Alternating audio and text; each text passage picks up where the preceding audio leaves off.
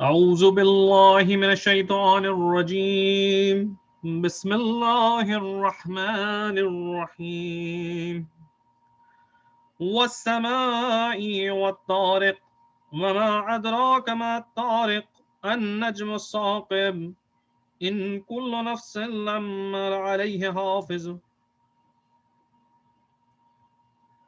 فلينظر الإنسان مما خلق من ماء دافق يخرج من بين الصلب والترائب إنه على رجعه قادر يوم تبلى السرائر فما له من قوة ولا ناصر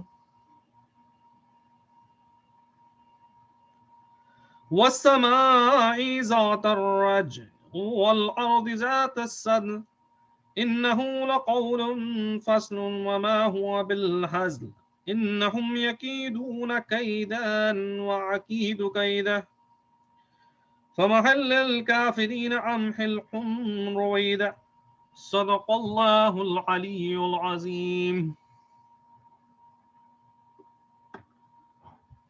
اللهم صل على محمد وآل محمد وعجل فرجهم. قرآن پاک کی تلاوت کے بعد اب میں استاد رضا علی بھائی سے درخواست کرتا ہوں کہ بارگاہ اہل بیت میں وہ اپنا سلام و مرثیہ پیش کریں. بر محمد و آل محمد سلام. اللہم صل علی محمد و آل محمد. نعرہ صلوات. اللہم صل علی محمد و آل محمد وعجل فرجهم.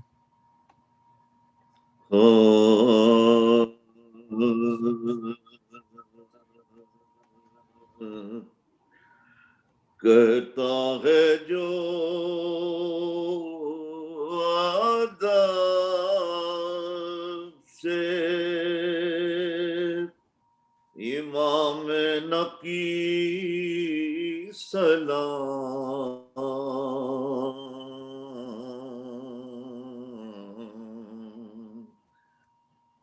کہتا ہے جو ادب سے امام نقی سلام،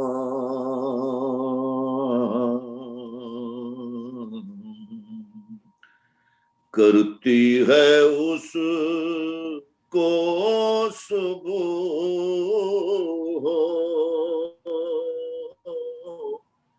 مسا زندگی سلام،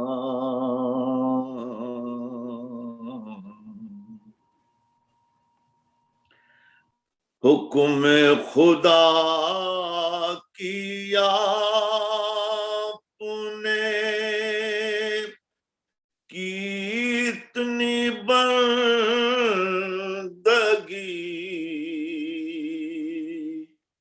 کرنے لگی ہے آپ کو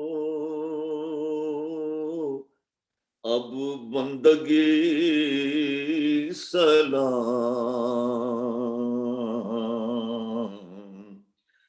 اسلام بچ گیا متوکل کے جبر سے، کیوں کر کرے ناپ کو روح نبی سلام،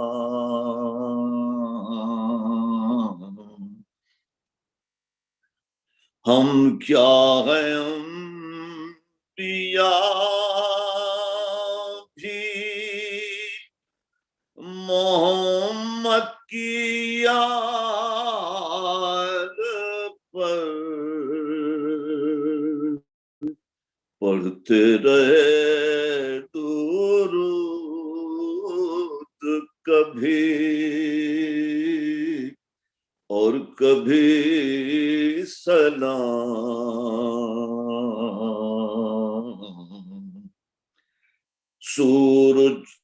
سورج طلوع ہوتا ہے لے کر انہی کا نام، ان کی جبیں کو کرتی ہے ہر روشنی سلام،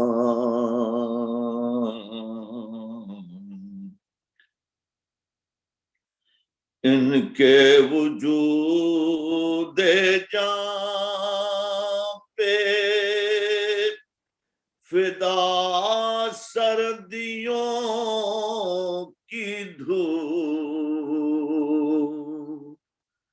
کرتی ہے ان کو گرمیوں کی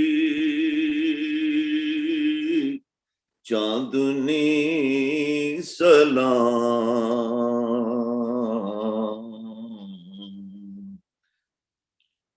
اس کو نصیب ہو نہیں سکتی رہے نجات، جب تک نہ بھیجے ان پہ کوئی آدمی سلام،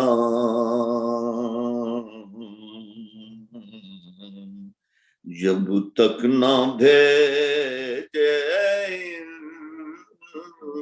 پہ کوئی آدمی سلام،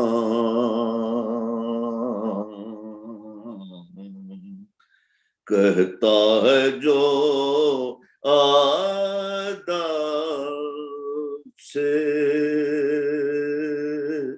امام نقی سلام۔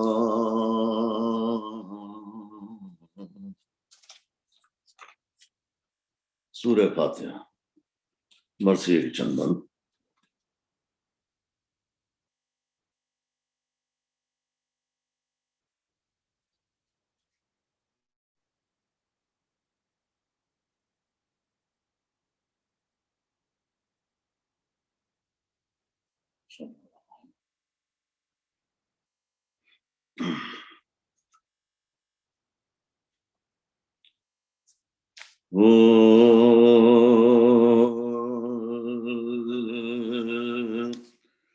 زود و تقوی جو تقی کا ہمتن لے کے چلے، زود و تقوی جو تقی کا ہمتن لے کے چلے، شان بابا کی تو دادا کا چلن لے کے چلے، کاظم الغیث کی سیرت کا چمن لے کے چلے، صادق آل محمد کا دہن لے کے چلے، صادق آل محمد کا دہن لے کے چلے، چرخ پابوس کی حسرت میں جھکا جاتا تھا، علم باقر کا تو سجاد کا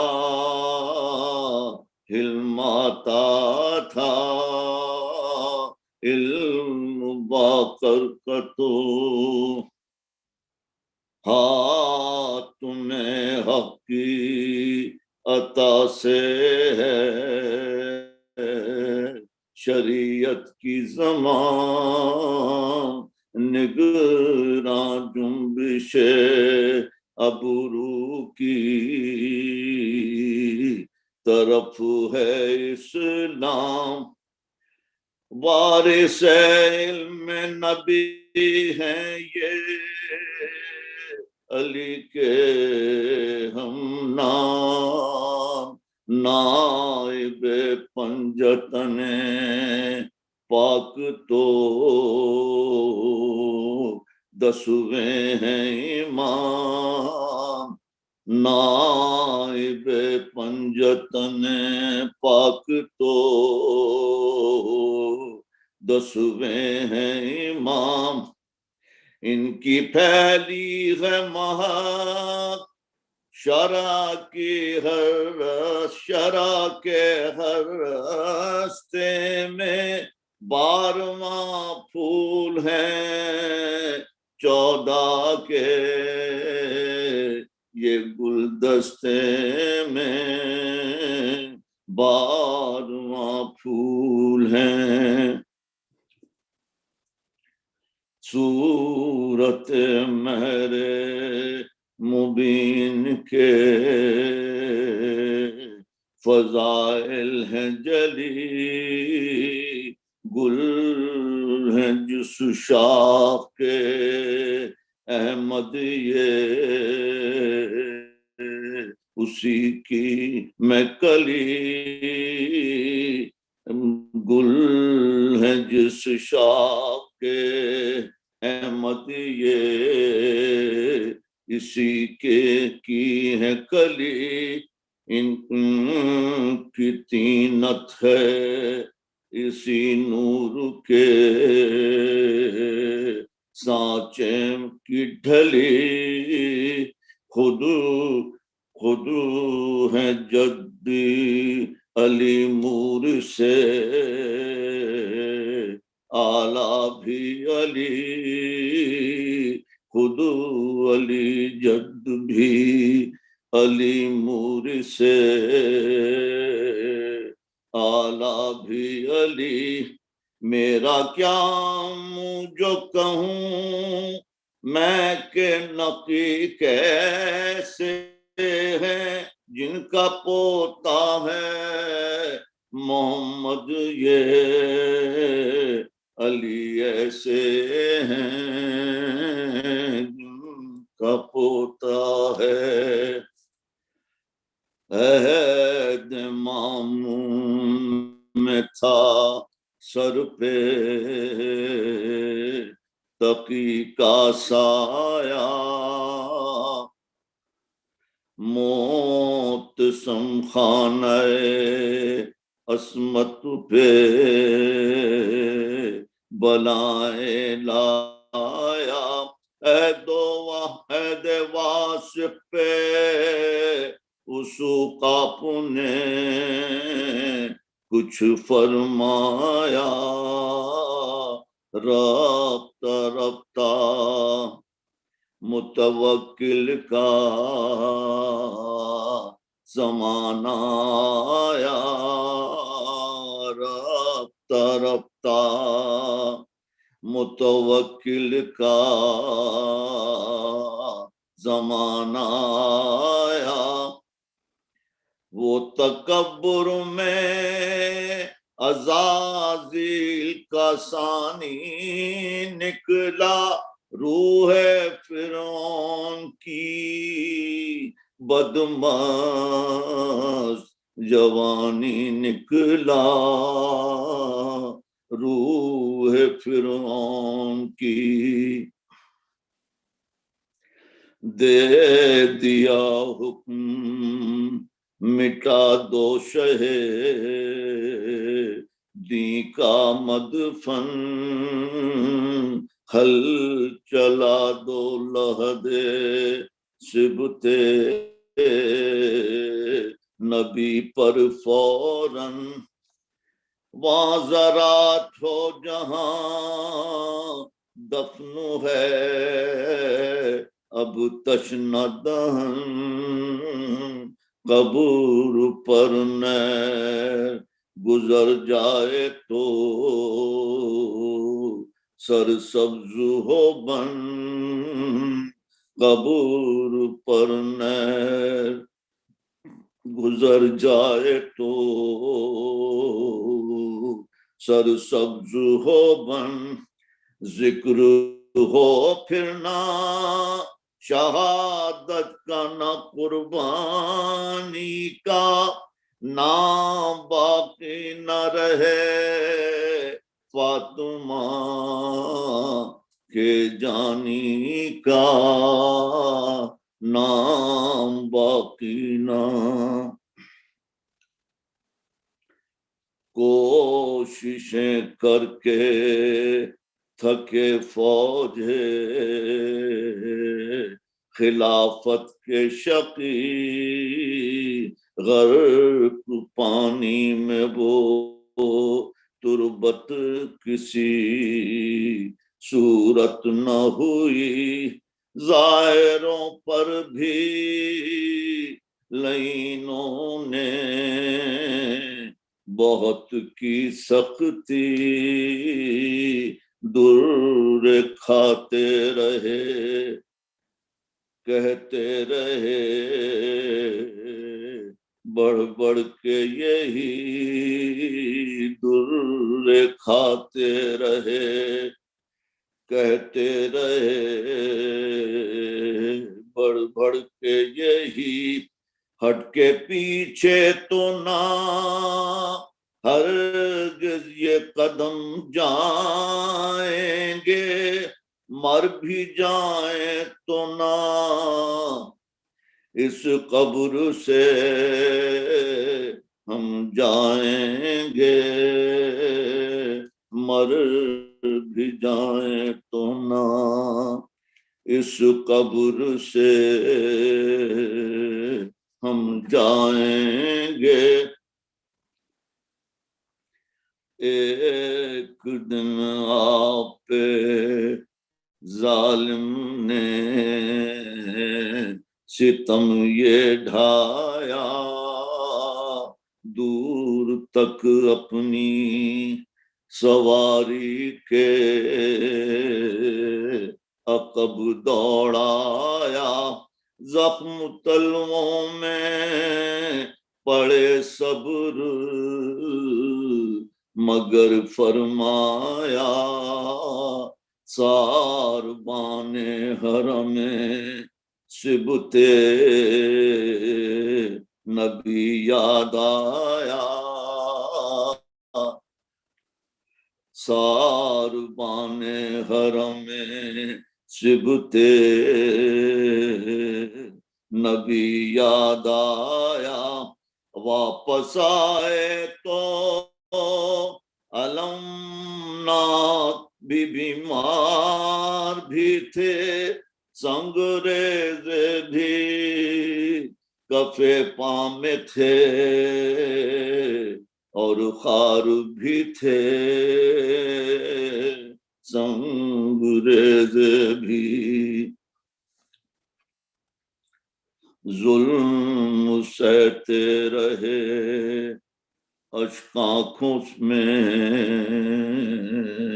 آیا تو پیا بد دعا دل میں مچلتی رہی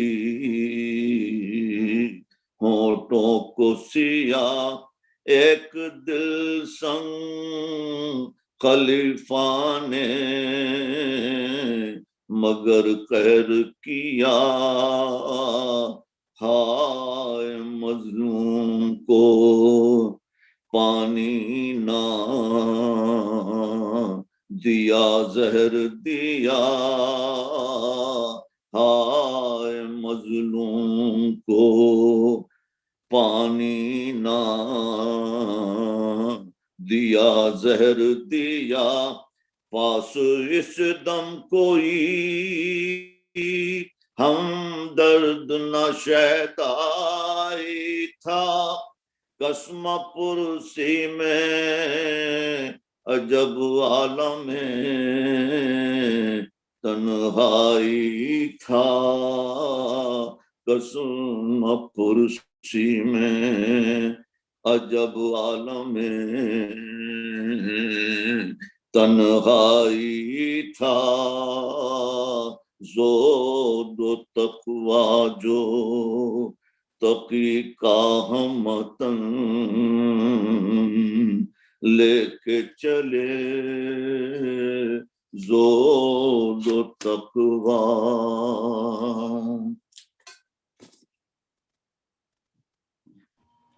Allahumma salli ala Muhammad wa ali Muhammad wa ajil farajahum.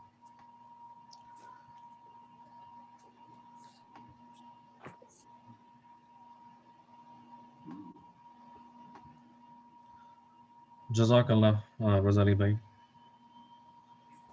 Allah aapki purse qabool kare.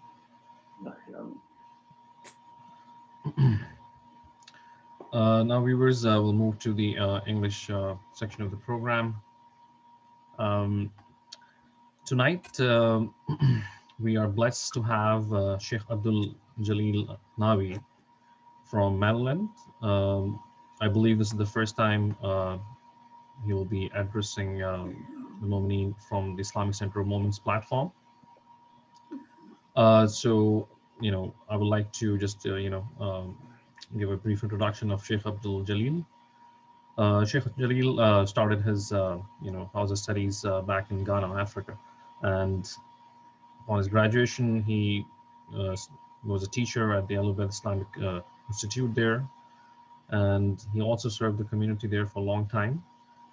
And then he moved to Iran to further his Hausa studies. And after completing his Hausa studies, he moved to Washington, D.C. to serve the community over there.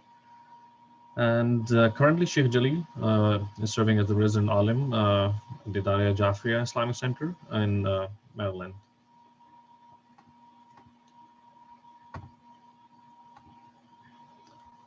Assalamu alaikum, Sheikh. I hope you can hear me. Yes, I can hear you. Assalamu Sheikh. Welcome to the Islamic Center of Moments platform. Thank you. Sheikh, whenever you're ready, Bismillah. أعوذ بالله من الشيطان الرجيم بسم الله الرحمن الرحيم الحمد لله رب العالمين ثم الصلاة والسلام على أشرف الأنبياء والمرسلين سيدي وحبيبي ونور قلبي طب القلوب ودوائها وعافية الأبدان وشفائها ونور الأبصار وضيائها أبي القاسم محمد اللهم صل على محمد وآل محمد وعلى أهل بيته الطيبين الطاهرين المعصومين الذين ذاب الله عنهم الرجس وطهرهم تطهيرا اللهم صل على محمد وآل محمد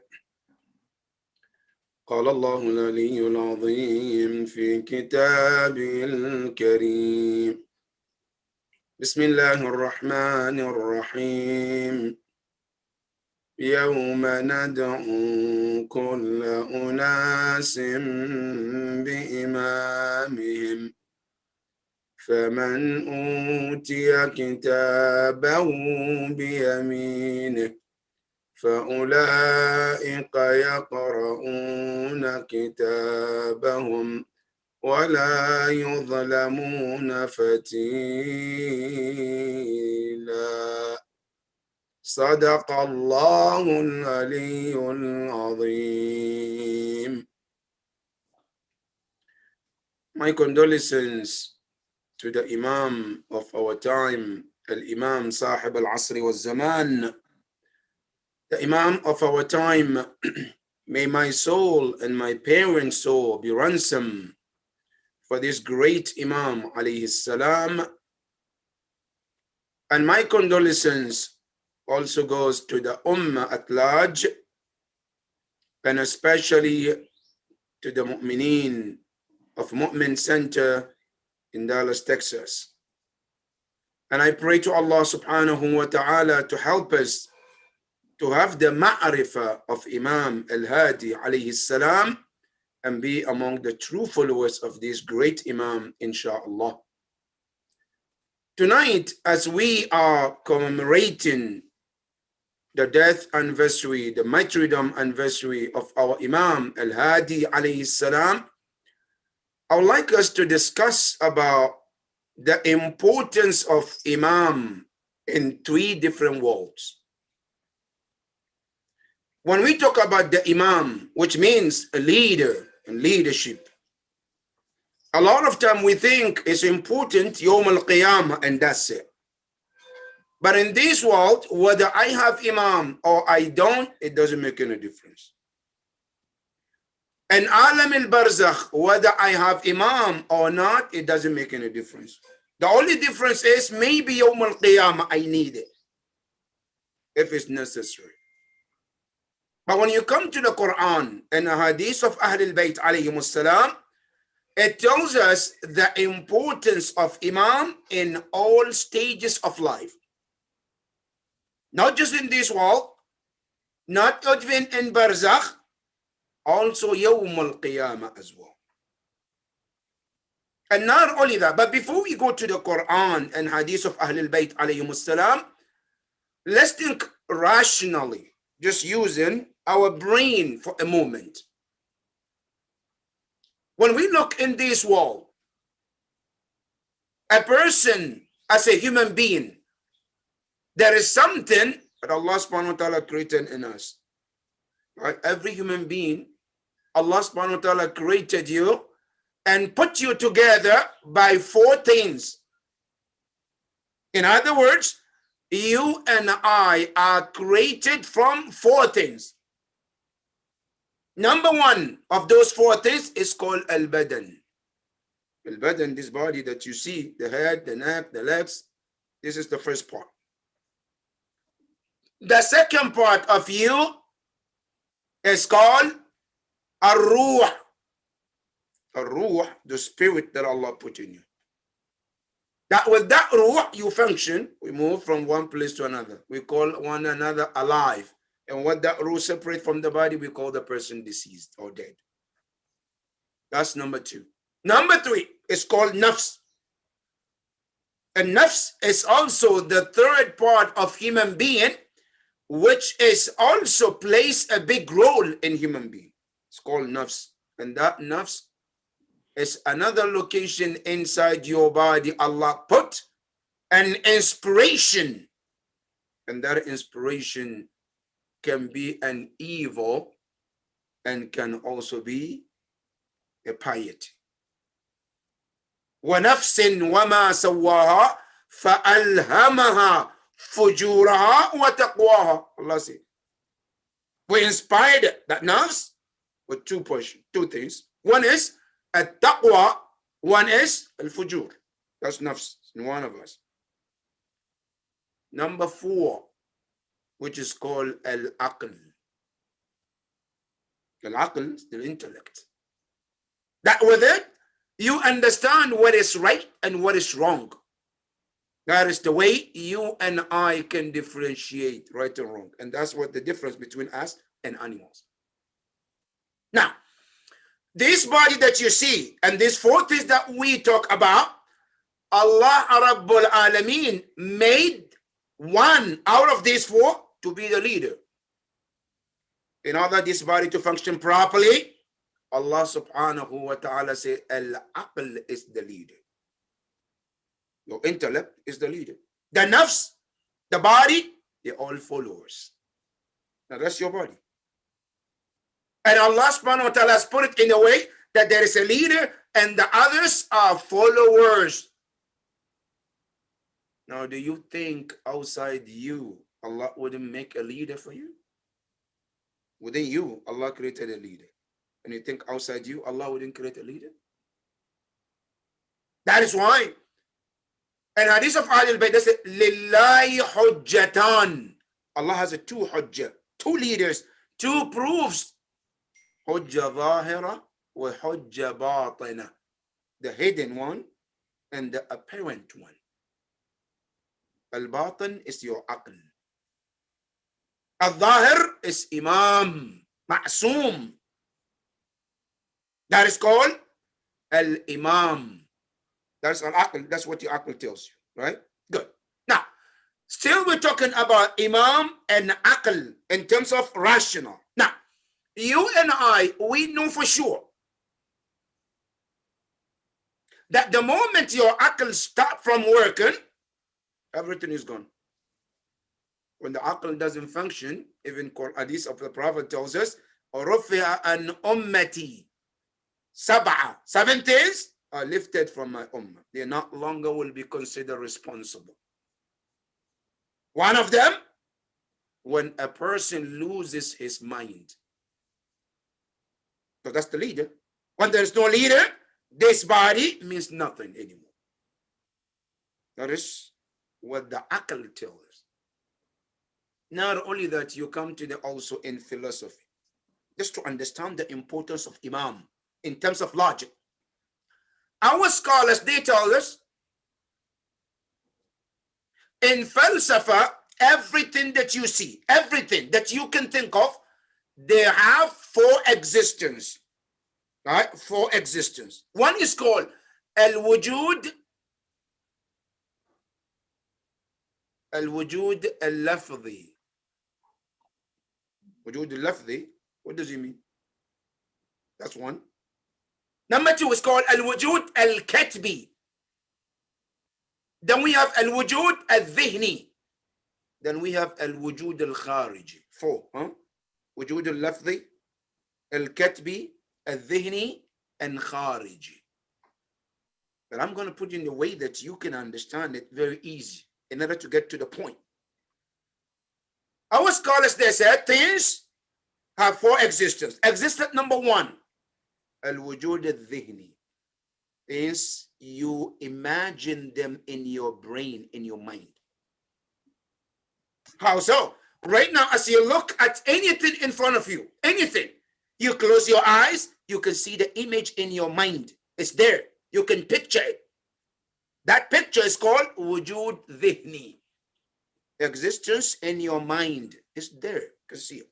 That's number 1. Number 2 is called wujud lafzi. You come out and you say it.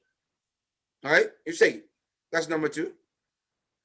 Number 3, you take a paper and pen and you write it down. All right? That's number 3. Number 4, it materializes in front of you. Now, to make it easier to understand where we're coming from, when we go to a doctor, any doctor you go to, and you tell them your problem, and God protect all of you, the first thing the doctor does, the first thing is to think about the medication. In his mind, and it's called wujud al-dhihni. It's now in his mind. Then from that, he translates to tell you, you need, for example, Tylenol, or you need antibiotic. All right, he said, that's what he says. Then from there, he takes a paper and pen, and what does he do? He writes it down, and it's called what? Cat B, prescription. All right, that's number 3. Now, number 4, you take that prescription paper, you go to the pharmacy, you give them, you get the actual medicine. Now look, this medicine, it went through these 4 existences, right? The doctor thought about it, the doctor said it, he wrote it, right? And now you got the physical medicine. Now, to understand this even better, our scholars, they said, all of these existence, number 1, al-dhihni, number 2, al-lafzi, number 3, katbi, number 4, al-khariji. The 4th one is the most powerful one. Without the 4th one, all the 3 means nothing. That's how much this 4th one it is, right? So important. Now, example. Let's assume you are hungry. You want a food. Then the first thing you do, you think about what? Burger. All right? Think a burger. French rice comes in your mind. All right? Then you say, I need me. All right? I need me French rice. A burger. Good. Now, you said You take a paper, you write burger 1,000,000 times, but you don't go to the restaurant where you can get an actual burger. You think that will take care of your hunger? No, he said, oh, I thought about it in my mind. I said it, I wrote it, but I've never got the actual burger. You're still going to be hungry, right? Regardless of how many times you thought, how many times you said, how much you wrote it. The same thing applies to the Imam. Huh? In Islam, we have Imam, right? Exist where? In Alam al-Dhihin, in our thinking. Then you have Imam where? Also, well, you said Imam, Imam, Imam, right? 3, Imam is written in the Quran many times. But when there is no actually physical Imam, all of these 3 means nothing in Islam. And that is why existence of Imam is very important. Now you understand? Logically, why do we need Imam? Why having Imam is that important? Because whether you say it, whether you imagine it, whether you wrote it or you read it, it means nothing until the Imam exists physically. Whether he can be seen or cannot be seen. That is logically about the importance of Imam. Now, another one about the importance. Now, let's come to the Islam. How Islam emphasize on the Imam. We read dua. Dua al-Hujjah. Allahumma arrafni nafsak. Ya Allah, make me recognize you. فَإِنَّكَ إِن لَمْ تُعَرِّفْنِي نَفْسَكَ لَمْ أَعْرِفْ رَسُولَكَ. Ya Allah, if I'm not able to recognize you, I will not be able to recognize your messenger. Allahumma arrifni rasulak, فَإِنَّكَ إِن لَمْ تُعَرِّفْنِي رَسُولَكَ لَمْ أَعْرِفْ إِمَامَكَ. In some narrations, لَمْ أَعْرِفْ حُجَّتَكَ.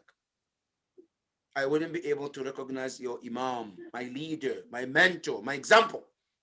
Why? Say, فَإِنَّكَ إِن لَمْ تُعَرِّفْنِي إِمَامَكَ ضَلَلْتُ عَنْ دِينِي. If I'm not able to recognize my Imam, I'm gone astray. That is dua.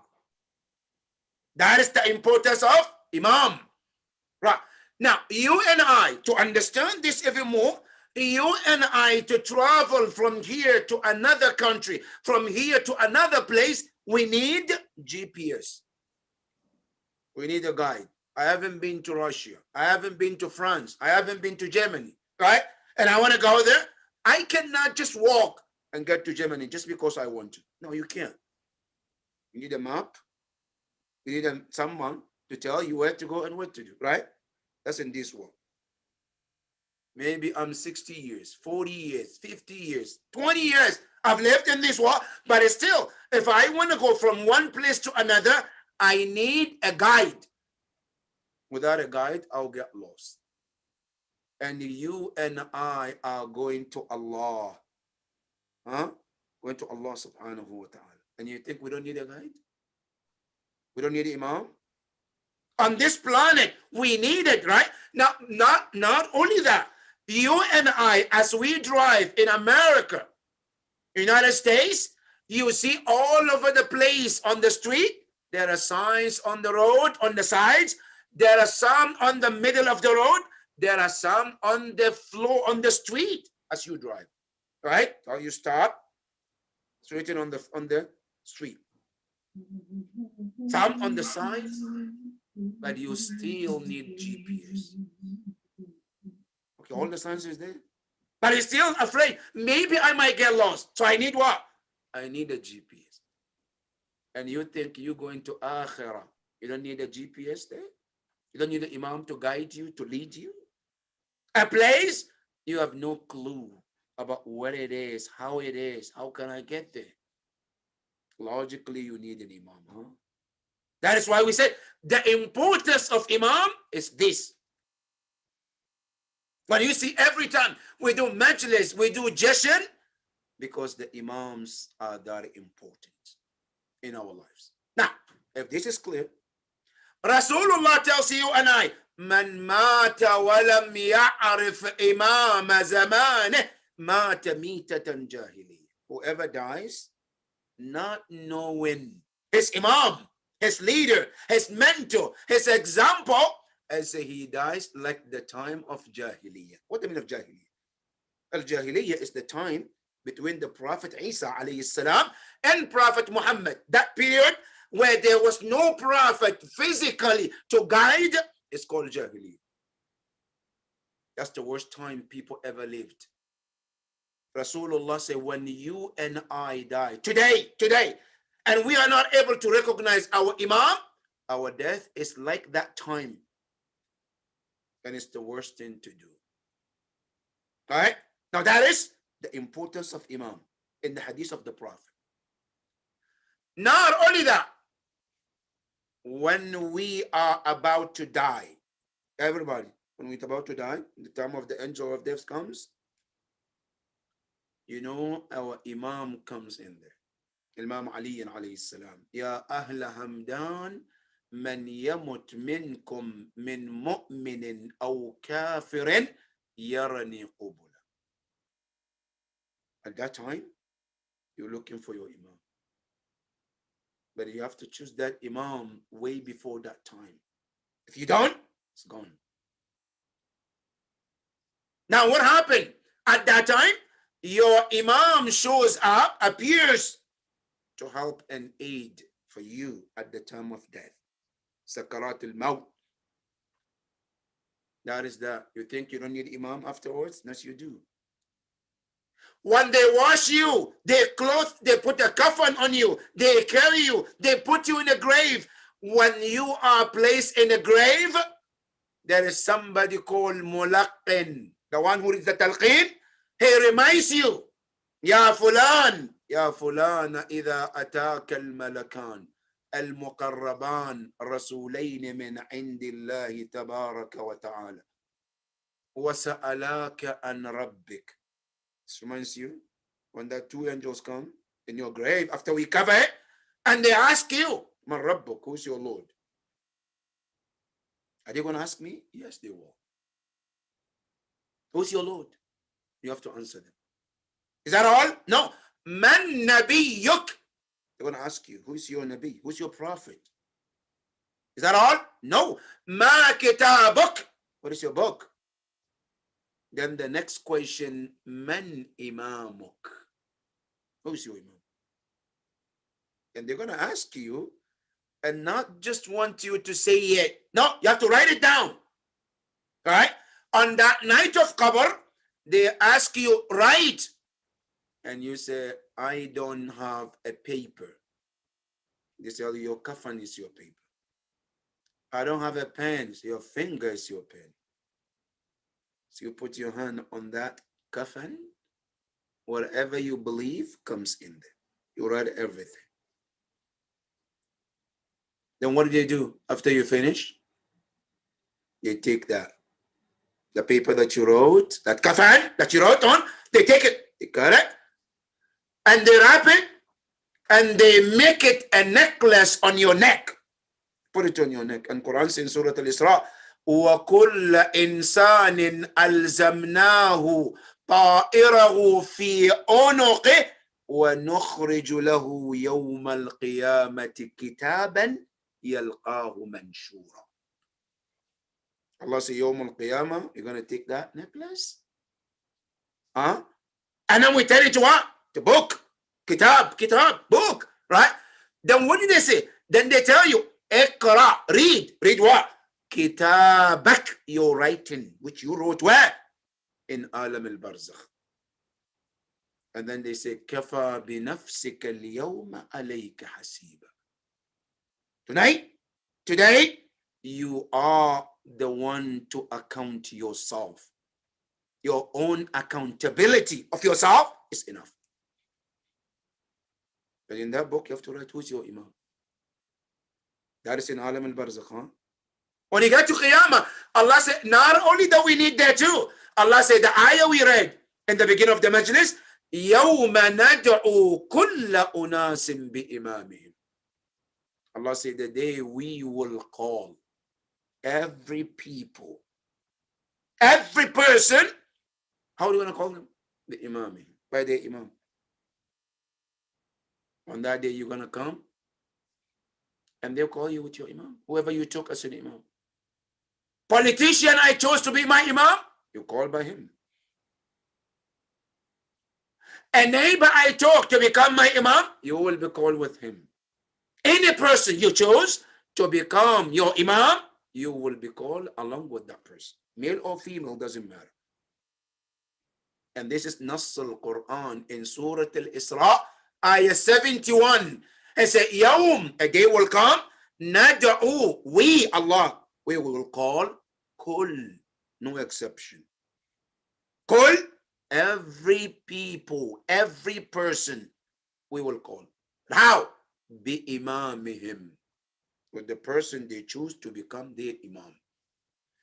Then the Quran says, this is how we start with you. When we come to Ard al-Mahshar, and we all gathered there, Awwaleen wal Akhirin, everybody is there, then the Hisab and Kitab start. Question. All right?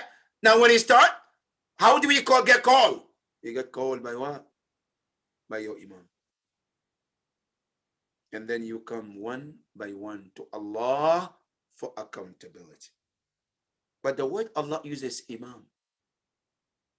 يَوْمَ نَدْعُو كُلَّ أُنَاسٍ بِإِمَامٍ. And listen to the word properly. بِإِمَامِهِمْ. Their Imam, which you chose. Now, Imam Al Hadi alayhi salam, in tafsir of this verse, he said, Imamihim, ay bima'na Imam Zamanihim. The Imam of the time that you chose.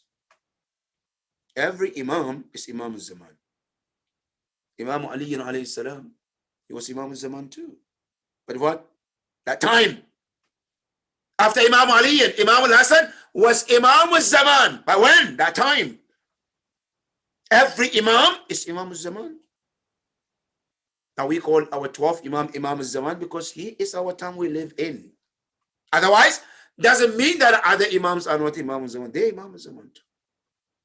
Any person you choose to be your leader, Allah will raise you and call you along with that person. Now, what is the meaning of Imam? Imam, the word, is driven from the word Amam. Amam means front. Now, Imam, anyone who stands in front of others, it's called Imam. And that is why a person who leads Salat, what do we call him? Imam. Sometimes we call him Imam al-Jama'ah, because Jama'ah follow him, right? So he called Imam al-Jama'ah, because what does he do? He stands in front of the crowd or group, all right, and they follow him when he prays. It's called Imam. Al-Mufassirun, scholars, they have different opinions about what's the meaning of Imam here. Tafsir number one, they say Al-Imam biman al-Anbiya, meaning prophet.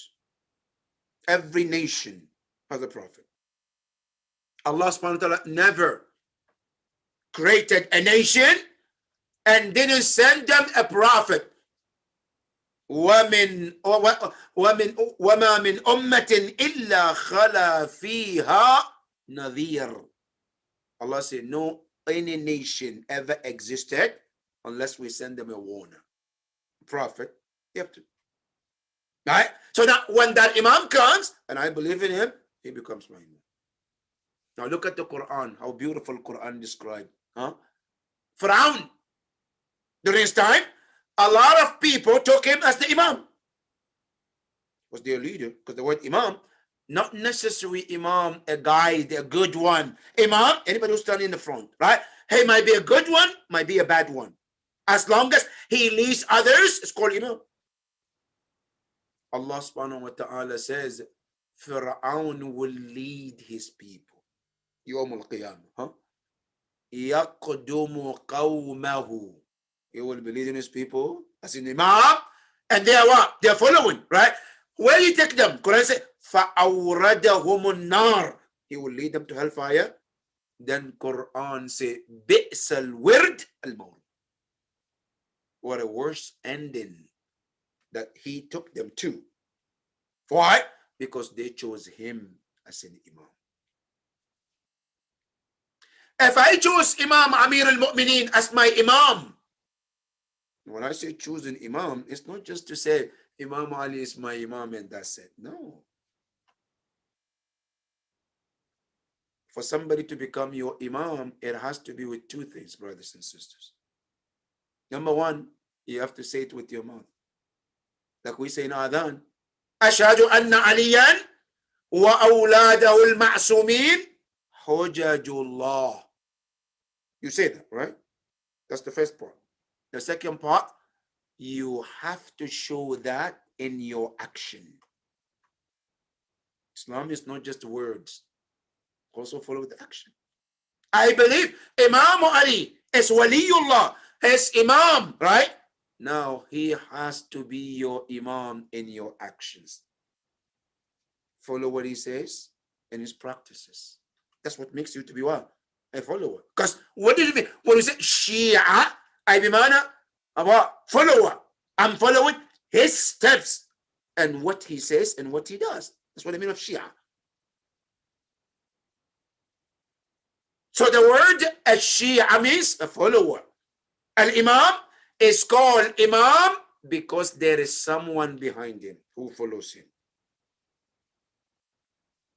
So they said Al-Imam means the prophet. That's one. Number two, they say Al-Imam also means a book. Some people believe the word Imam in the Quran means what? Books.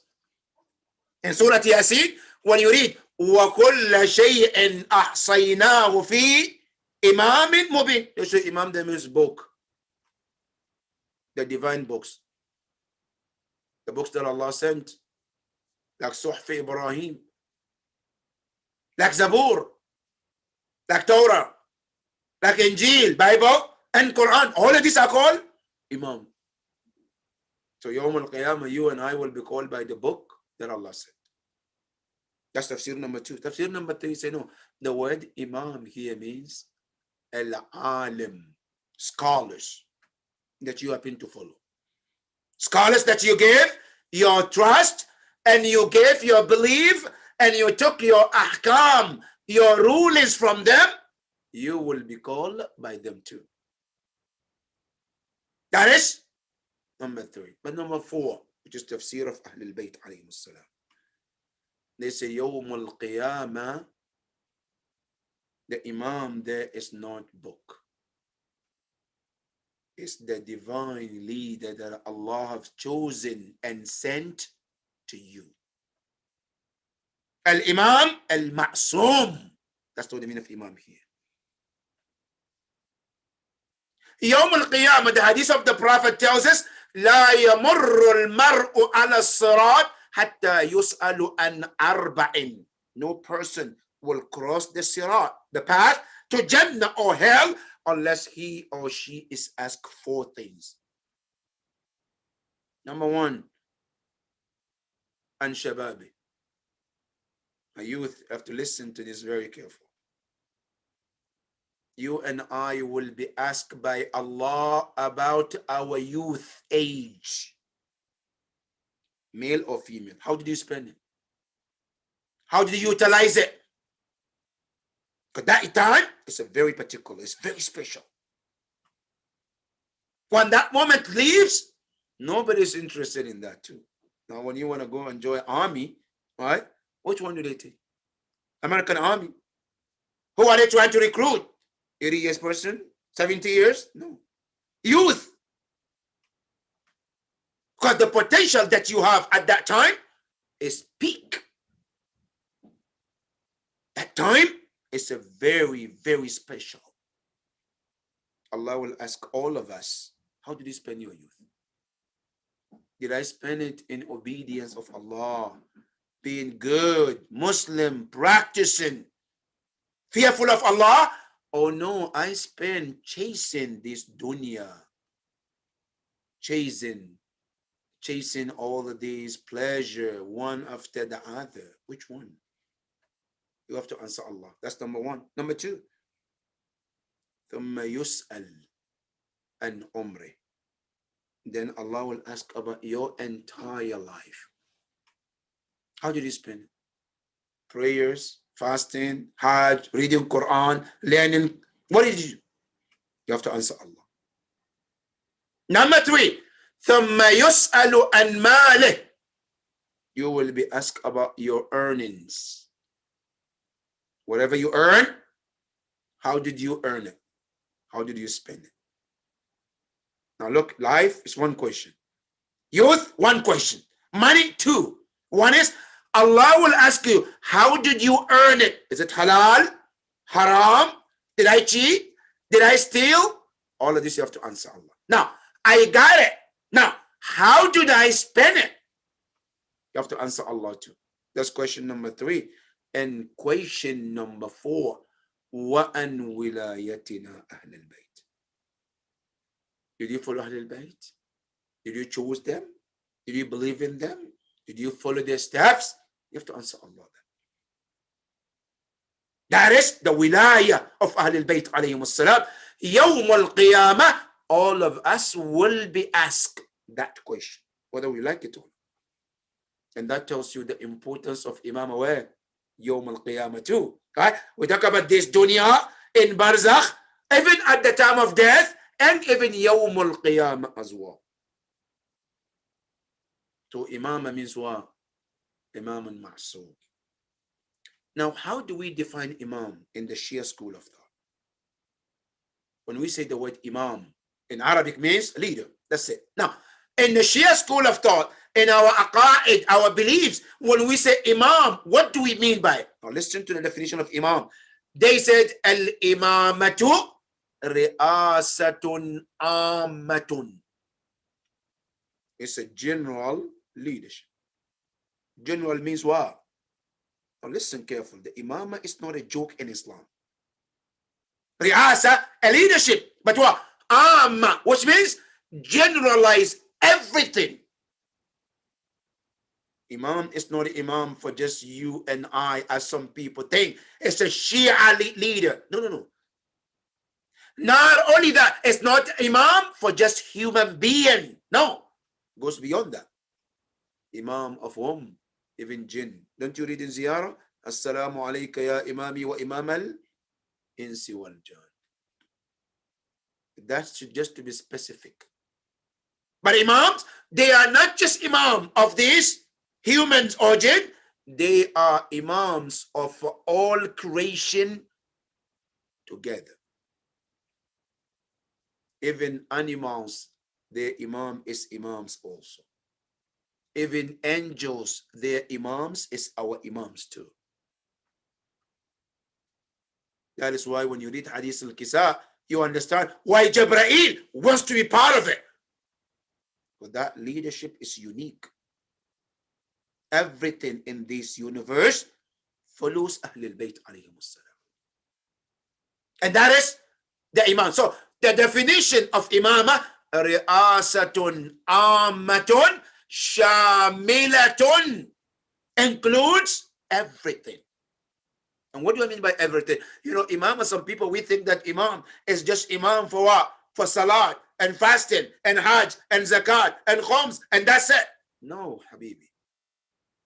Our Imam is a leader in every single matter of your life.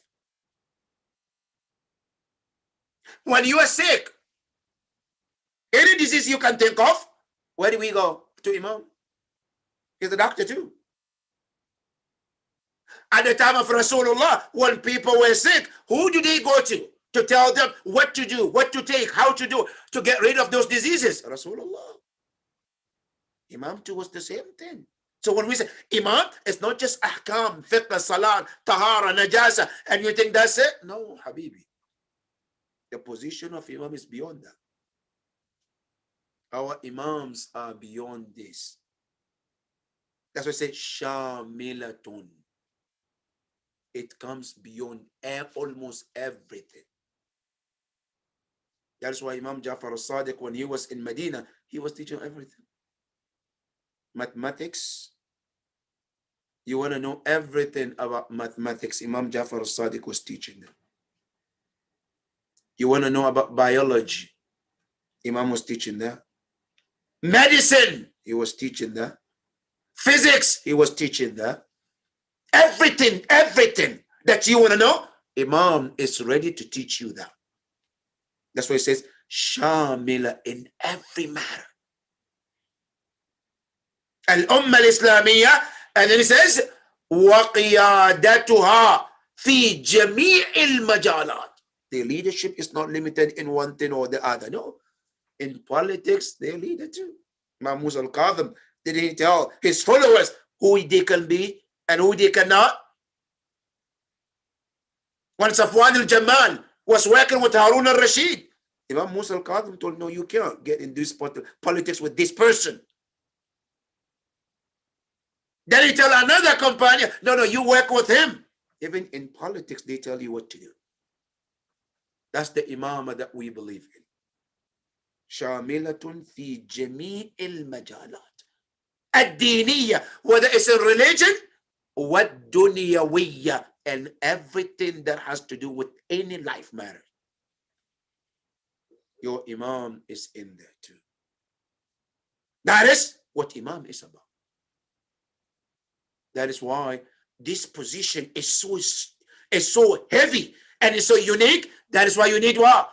Divine to choose that person, not by election.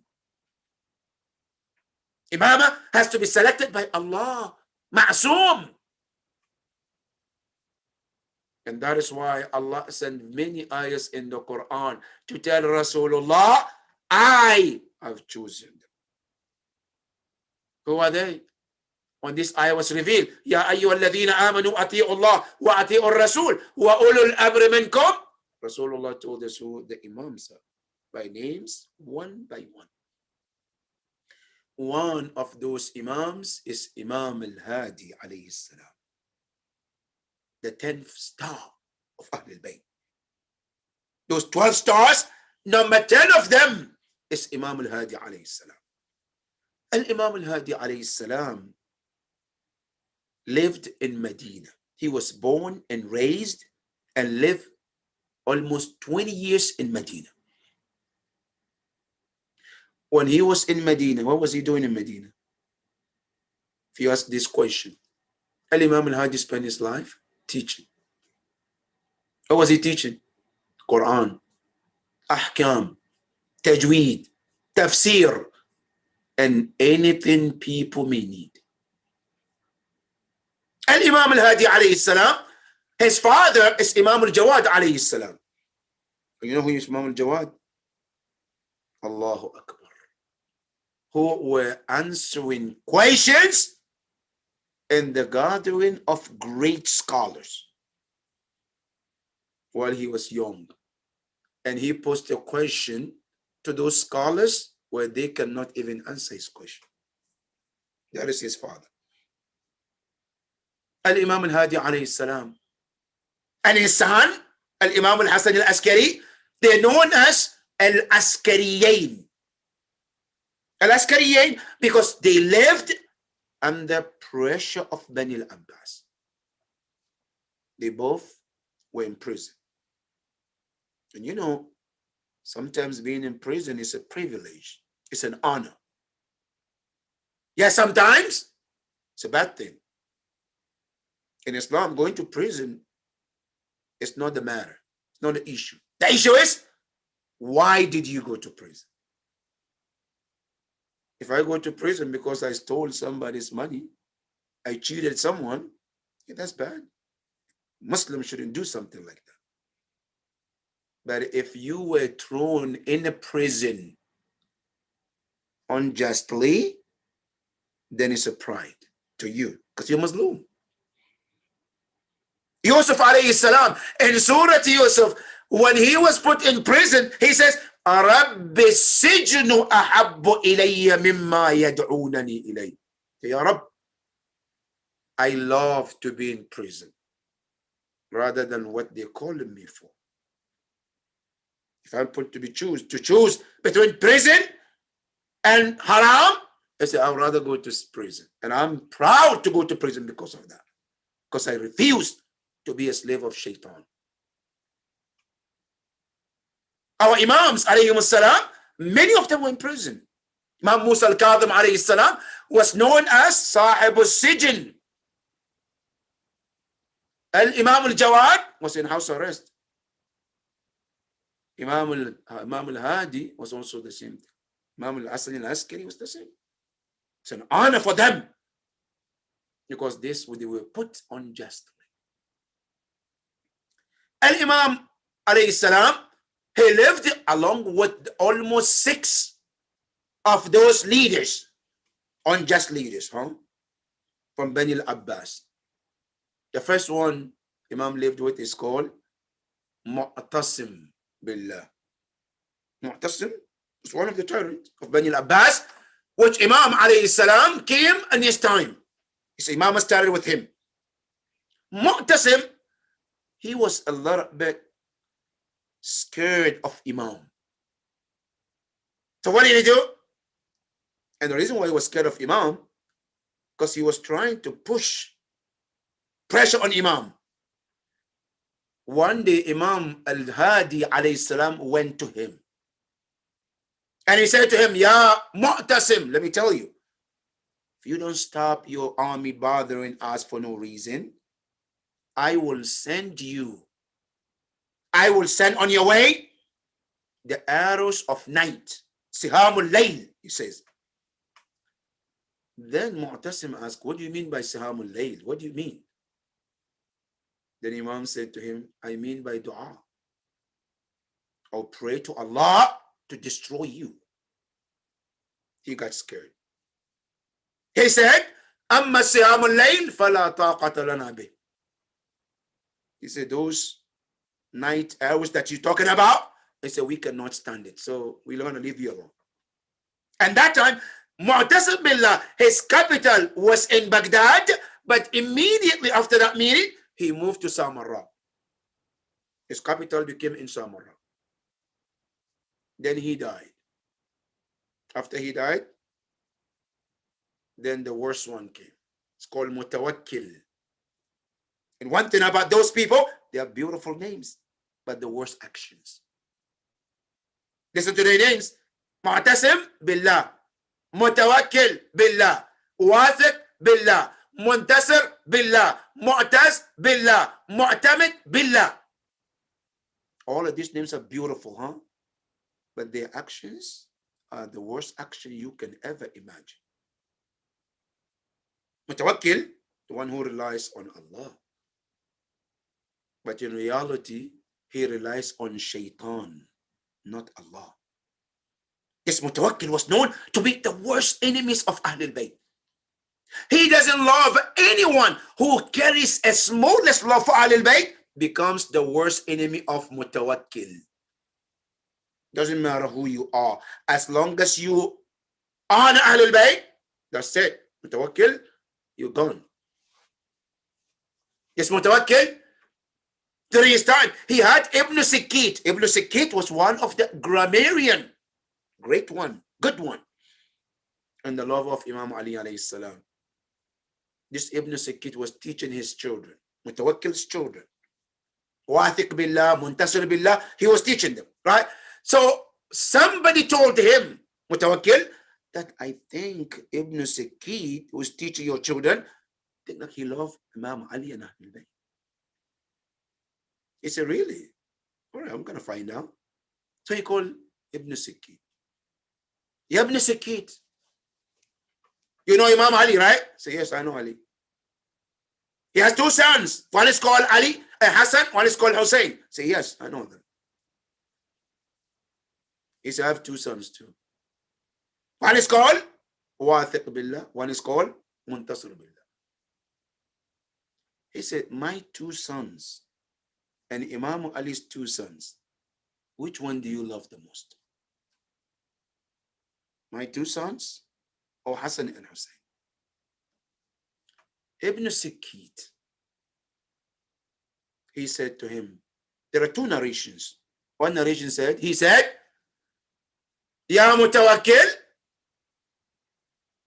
he says, you are putting the bar too far, too high with your children. I'm going to bring it down for you. Kambar was a maid servant of Imam Ali. So an African who was serving Imam Ali. So an honor for him to be a servant of Imam Ali and alayhi salam. Kambar had that privilege. Ibn Sikit says, now, Kambar was not a child or a son of Imam Ali. He was a servant. He says, that servant of Imam Ali, Kambar, I love him more than your two sons. That's one narration. One narration said, he said even worse, right? Better to say. He said, now, Kambar, he has two slippers that he wears and goes around. He said, I love his two pairs of shoes, right? Better than two sons of yours. That was when Mutawakkil became angry. And you know what he did to Ibn Sikit? The first thing he says, the tongue that you disrespected me and my children, you're not going to have it anymore. They cut the tongue of Ibn Sikit, tortured him, and finally killed him. That's Mutawakkil. Mutawakkil al-Abbasi didn't stop there. He destroyed the shrine of Imam Hussein alayhi salam, not one time, not two times. He even opened the river towards the shrine of Imam Hussein alayhi salam. And during his time, he was the one who was putting all this pressure on people not to go to ziyarah. And people wouldn't listen. People will go to Imam Al Hadi alayhi salam, Ya ibn Rasulillah. He's asking us not to go. What should we do? He's threatened. Imam said, don't let anything stop you from visiting Imam Hussein alayhi salam. Then he changed, ask him money. As part of punishment to stop people. They go to Imam Al Hadi. Imam Al Hadi give him the money and go to ziyarah. He saw that that wouldn't work. Then he changed. He says, anybody who goes, I will cut their right hand. People go to Imam Al Hadi alayhi salam. Imam said, give him. Don't stop going to Imam anyway. Now here, a lot of people put some question here. And I want you to understand tonight the logic of Imam Al Hadi alayhi salam. Because some people say visiting Imam Hussein is mustahab. Self-protection is wajib. Now, how would Imam say mustahab, right, is more important than what? Than wajib. Now, you got to understand where Imam is coming from. You know why? Because, in Islam, our rules are two kinds. Every rule in Islam has two rules. Every rule is two kinds. Number one is called Al-Hukm Al-Awwali wal-Hukm Al-Thanawi. Al-Hukm Al-Awwali is the rule Islam gives, right? In the normal circumstances, what the rule is. Then he gives another rule when the circumstances change. Example, Islam tells you eating pork is haram. But when, under normal circumstance, when there is a food, there is meat, right? There is cow meat, there is beef, there is goat, there is chicken. Under that circumstance, it's haram to eat pork. Now, when the circumstance changes, it's about life and death. Can I eat pork? And I say, of course. Not only you can eat pork, it's wajib. The haram turns to wajib, right? And the Nafs al-Quran in Surah Al-Baqarah says, فَمَنِ اضْطُرَّ غَيْرَ بَاغٍ وَلَا عَادٍ فَلَا إِثْمَ عَلَيْهِ. Whoever been pushed and forced to do it, not willingly, Allah said, then there is no harm. The rule changes because of the circumstance, right? Now, Islam gives you a power. You can change things. Fasting other than the month of Ramadan, what is the rule? It's mustahab. Mondays, Thursdays, mustahab. But Islam gives you a power. You can turn it to make fasting on you. All right? Wajib, if you want to. Islam says, I gave you that right. You can change it, mustahab to haram. Mustahab to wajib. How? If I make another, Ya Allah, if so and so happen, I will fast. Now, who made that? You. Is fasting wajib? No, but you made it wajib upon yourself. You change the ruling of Allah from mustahab to wajib. Are you marja? No, but Islam says we give you that power. Why? Based on circumstances. Fasting is not wajib, but because I need something seriously, I want something badly, circumstances pushes me that I need it. Islam says you can change the rule from this to that. Salat al-Jum'ah. Before it was wajib aini. Only thing that you can do on Friday is Jum'ah. No choice. But when the circumstances change, it became wajib wa taghyiri. You get to choose because the circumstances change. The Jum'ah was the purpose to people to go to pray and learn something. When Bani al-Umayyah took the leadership and they started changing, you go to Jum'ah, they curse Imam Ali, they don't teach people right, then this is no longer wajib. Aini. Still wajib, but not wajib aini. You change it, right? Not only that. Salat al-Eid used to be wajib, and now is what? Mustahab. The circumstances changes the rule. Today, Salat al-Eid is mustahab. When Imam al-Zaman comes, the rule changes from mustahab to wajib because of the circumstances. Now, yes, ziyarah of Imam Hussein that time was mustahab, right? But the circumstances that people were going through, it requires Imam to change that rule to save Islam and save this aqidah. That's what Imam did. So when Imam said, yes, give, don't be shocked. Why would Imam make that rule? Today, marja or scholar can make a rule and change when there is maslaha. When he finds that there is a good reason for it. And some of Maraji have done it before. Mutawakkil al-Abbasi was like that bad. And Imam alayhi salam has to give that. Many times he raided the house of Imam alayhi salam. Many times. One time, Imam early in the morning, around 2 a.m., he sent his armies. He said, go and raid Imam Al Hadi's house and see what he's doing. And when you find him, bring him as you find him. When the soldiers came to the house of Imam Al Hadi alayhi salam, Imam Al Hadi was sitting on his mat praying. Salat al-Layl, reading Quran, dhikr. He was sitting and he heard people like jump in the hall to come into the house. And he knew who they are. Imam alayhi salam, he called them, Ya Sa'id, the leader of those who came. He said, stand where you are and I will bring you a candle to find your way to my house, to my room. Allahu Akbar. Where can you find Imam, a leader like Ahlul Bayt alayhi salam? Imam walked with him with the candle and showed them the way so they can come inside. He asked him, what do you want? He said, we came to search your house. Imam said, go ahead, search whatever you want, go. They searched the entire house of Imam Al Hadi and they only found two things. The entire house. One was Quran that he reads. The second thing they found was what? Was money, 10,000 dinar, with the seal of Imam, with the seal of Mutawakkil's mother's seal on the money.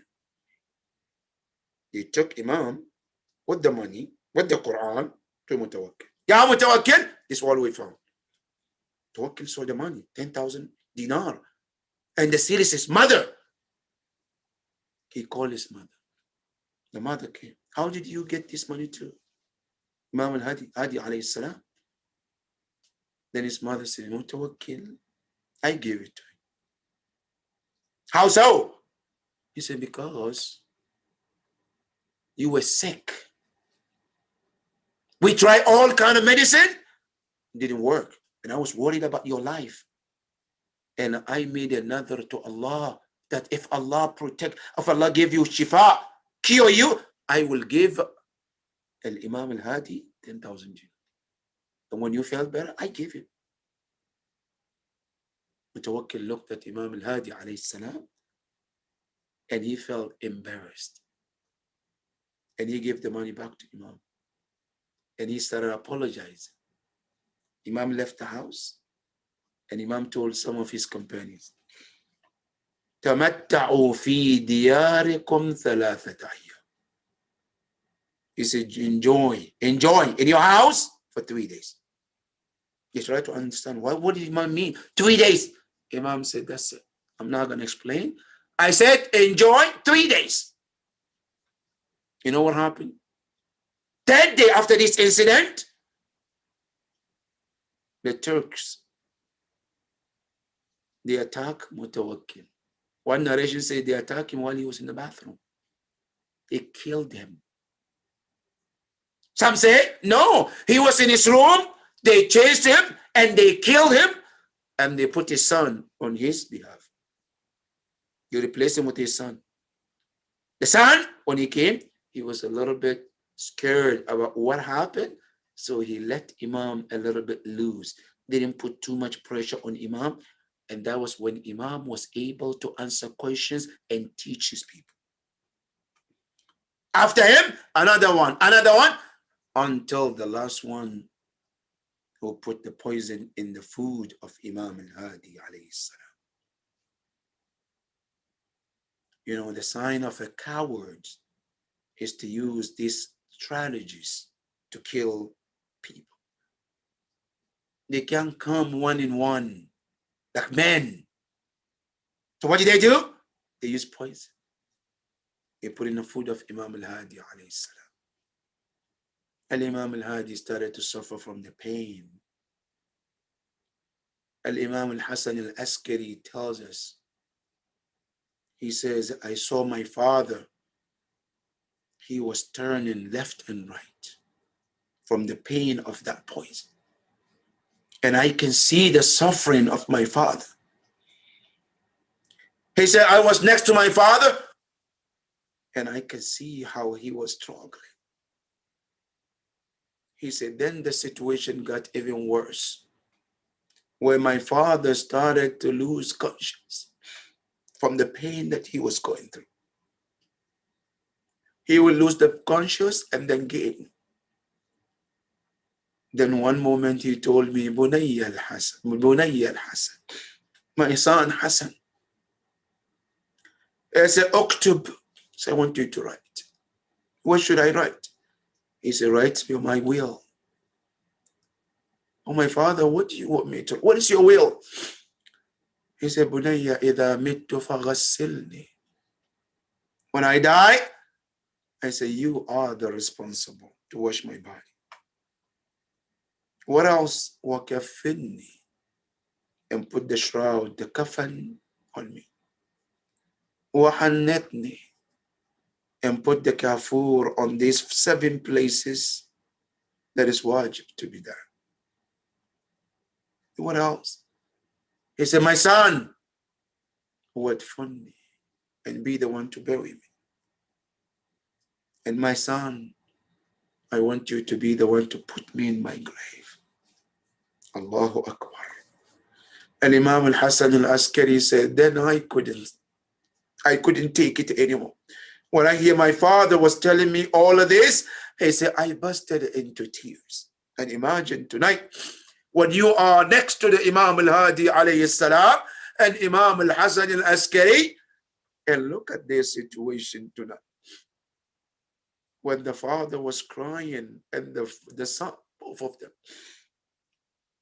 not from the death, but from the pain and from the separation between the father and the son. Imam Al Hasan Al Askari said the situation got worse. I saw my father in the final moment. He said he stretched his arms and then stretched his legs النار only that فغمض عينيه. He then closed his eyes وقال أشهد أن لا إله إلا الله. He said, I bear witness there is no God but Allah. وأشهد أن محمدا رسول الله. I bear witness Muhammad is the messenger of Allah. He said, after those words, I saw my father departed from this world. Imam Al Askari said, I was in the house when I heard the Shia of Imam Al Hadi alayhi salam. They came knocking at the door. They want to know what is happening. What is the matter with our Imam? Imam Al Askari went out, and the first word he says, Wa Imama wa Abata. Imam Al Hadi alayhi salam has departed from this world. But tonight, one thing I want us to remember from the will of Imam Al Hadi alayhi salam. Ya Imam Al Hadi, you were asking kafan, you were asking salat, you were asking also to be buried. But what about your grandfather, Aba Abdullah Al Hussein, on the day of Ashura, when he was left on the land of Karbala, بلا غسل ولا كفن, without ghusl, without kafan? How about that? What about Ahl al-Bayt alayhi salam? What about Imam Zayn al-Abidin? What about Zainab salam wallahi alayhima? What about the children of Ahl al-Bayt who were left running from one tent to another tent and looking for shelter, looking for protection? إنا لله وإنا إليه راجعون وسيعلم الذين ظلموا أي منقلب ينقلبون والعاقبة للمتقين ولا عدوان إلا على الظالمين. وصلى الله على سيدنا ونبينا محمد وآله الطاهرين. Allahumma salli ala Muhammad wa ali Muhammad wa ajil farajahum. Jazakallah, Sheikh, for your thought-provoking speech. May Allah accept your efforts, and may the Imam of time be pleased with our actions. Now we will end the program with Noha.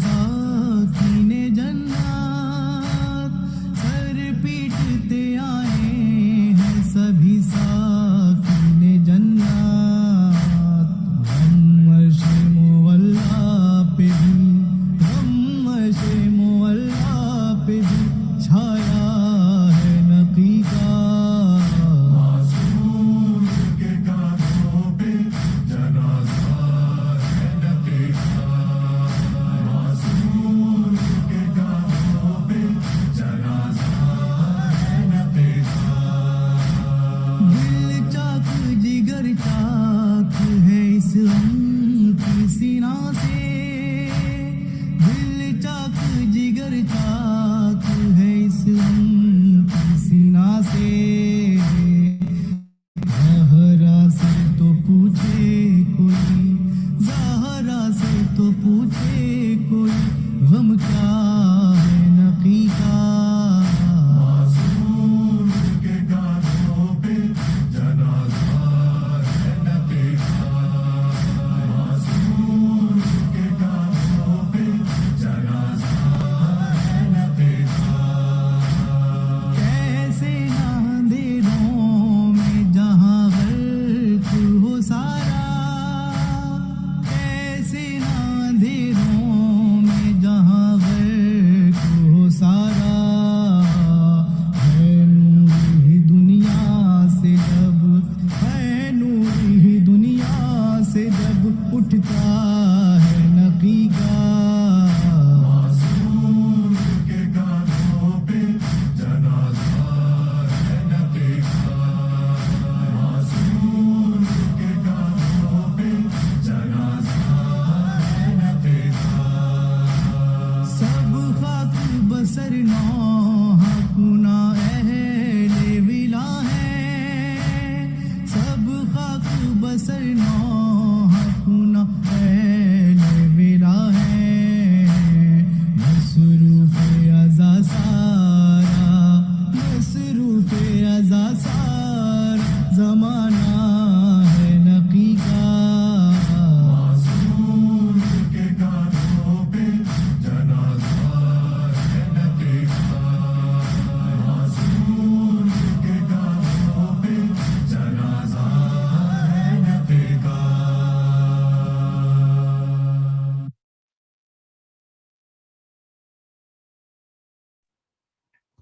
اللهم صل على محمد وآل محمد وعجل فرجهم ومن متوجه زيارة. السلام عليك يا رسول الله السلام عليك يا خديجة الكبرى أم المؤمنين السلام عليك يا أمير المؤمنين علي بن أبي طالب السلام عليك يا فاطمة الزهراء سيدة النساء العالمين السلام عليك يا الحسن بن علي المجتبى والسلام عليك يا سيدنا الشهيد بكربلاء السلام عليك يا أبا عبد الله السلام عليك ابن رسول الله السلام عليك يا ابن أمير المؤمنين وابن سيد الوصيين السلام عليك يا ابن فاطمة الزهراء سيدة النساء العالمين ورحمة الله وبركاته السلام عليك يا غريب الغرباء السلام عليك يا معين الضعفاء والفقراء السلام عليك يا الشمس الشموس وعنيس النفوس السلام عليك يا مدفون بأرض طوس راضي بالقدر والقضاء علي بن موسى الرزا ورحمة الله وبركاته السلام عليك يا صاحب العصر والزمان الأمان الأمان الأمان في فتنة الزمان السلام عليك يا شريك القرآن السلام عليك يا خليفة الرحمن السلام عليك يا إمام الإنس والجان أجل الله تعالى فرجك وأفسح الله مخرجك وزهورك ورحمة الله وبركاته. Thank you everyone who tuned in to tonight's program. Assalamu alaikum.